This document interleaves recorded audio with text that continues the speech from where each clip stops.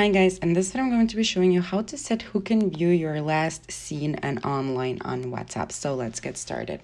First, we're going to start off by clicking on the settings icon in our bottom right corner. It's going to take us to our settings. Next, we're going to select privacy. And as you can see, the first option we have here is last seen and online. So it's currently set to everyone. So let's go ahead and change that. I'm going to click on that. As you can see, first you have the option to select who can see my last seen. So you can select everyone, your contacts, or your contacts except someone you don't want to see your last seen, and nobody. So let's set it to my contacts.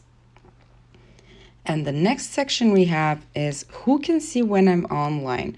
So you have the option everyone and same as last seen. So we're going to select same as last seen. And now only your contacts can view your last seen and when you're online.